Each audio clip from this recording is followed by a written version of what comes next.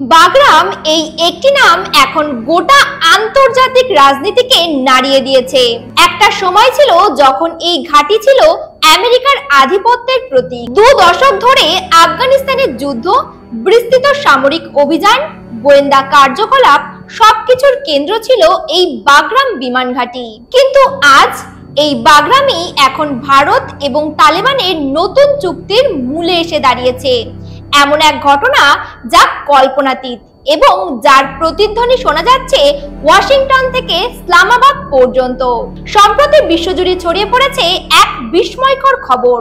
তালেবান সরকার Bagram বিমান ঘাঁটি ভারতের কাছে হস্তান্তরের প্রস্তাব দিয়েছে। প্রথমে এটিকে গুজব মনে করা হলেও বাস্তব চিত্র দ্রুত স্পষ্ট হয়ে ওঠে।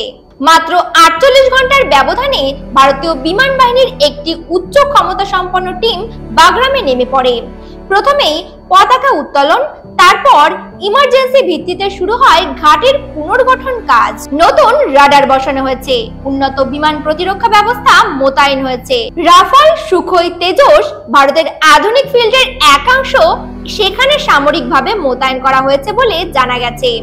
এমনকি স্যাটেলাইট লিংক ও ড্রোন নির্ভর নজরদারি প্রযুক্তি ইতিমধ্যেই ইনস্টল করা হয়েছে, যার ফলে গোটা উত্তর পশ্চিম এশিয়া এখন ভারতের রাডারে। কিন্তু প্রশ্ন জাগে, এত দ্রুত কিভাবে সম্ভব হলো? আমেরিকা যখন 2021 সালে বাগরাম ত্যাগ করে, তারা ঘাঁটির অনেক গুরুত্বপূর্ণ অবকাঠামো ধ্বংস করে যায়। এভিসিএন কন্ট্রোল সিস্টেম, রাডার, নিরাপত্তা গেটওয়ে, এমনকি কমিউনিকেশন হাব সবকিছুই অকার্যকর করে ফেলা হয়েছিল। তবু ভারত মাত্র 2 দিনের মাধ্যমে এই ঘাঁটিকে পুনরায় সচল করে তুলেছে।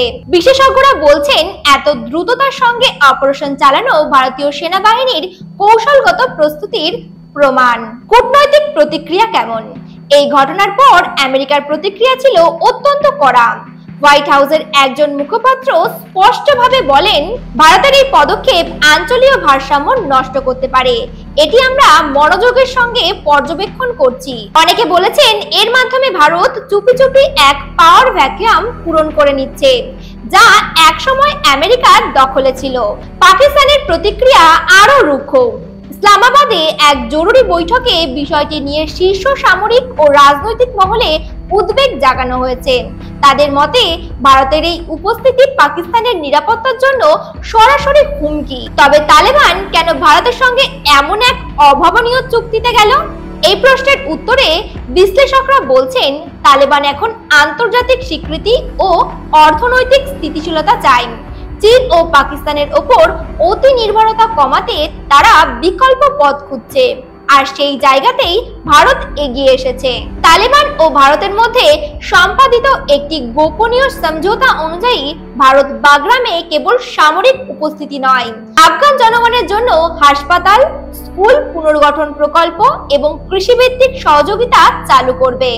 এমনকি তালেবান সরকার ভারতের সঙ্গে একাধিক খনিজ সম্পদ আহরণ ও উন্নয়নমূলক প্রকল্পেও সম্মতি দিয়েছে, বিশেষ করে lithium, thorium, rare earth minerals, যেগুলি ভবিষ্যতে প্রযুক্তি দুনিয়ার চালিকা শক্তি। এতে ভারতের লাভ কি? বাগরাম ভারতের জন্য একটি কৌশলগত জায়গা। এখান থেকে মধ্য এশিয়া, ইরান, চীন এবং পাকিস্তানের ওপর সরাসরি নজরদারি রাখা সম্ভব। এছাড়া আফগানিস্তানের বিশাল খনিজ সম্পদের ওপর নিয়ন্ত্রণের দ্বারও খুলে গেল ভারতের জন্য। একই সঙ্গে ভারত চাইছে এই অঞ্চলকে ঘিরে এক নতুন জিওপলিটিক্যাল ব্লক তৈরি করতে, এশিয়ান স্টেবিলিটি করিডোর, যার নেতৃত্বে থাকবে ভারত এবং যার মধ্যমণি হতে পারে আফগানিস্তান। এই করিডোর শুধু অর্থনৈতিক বা সামরিক নয়, বরং সাংস্কৃতিক ও মানবিক দিক থেকেও প্রভাব ফেলতে পারে। চীনের বেল্ট অ্যান্ড রোড ইনিশিয়েটিভ এখন হুমকির মুখে পড়েছে। ভারত যদি সত্যি আফগানিস্তানে স্থায়ীভাবে প্রভাব বিস্তার করতে পারে, তবে গোটা মধ্য এশিয়ার অর্থনৈতিক ম্যাপ পাল্টে যেতে পারে। পাকিস্তানের জন্য তো এটি দুঃস্বপ্ন। তাদের পশ্চিম সীমান্ত এখন ভারতের রাডারের আওতায় চলে এসেছে। এখন তা একেবারেই সুরক্ষিত নয়। সর্বশেষ কথা হলো, বাগরাম এখন কেবল একটি ঘাঁটি নয়, এটি হয়ে উঠেছে দক্ষিণ এশিয়া ও মধ্য এশিয়ার নতুন পাওয়ার গেমের কেন্দ্রবিন্দু। এখানে একদিকে সামরিক আধিপত্য, অন্যদিকে কূটনৈতিক চাতুর্য, আর সবকিছুর মাঝখানে ভারতের বিস্ময়কর প্রত্যাবর্তন।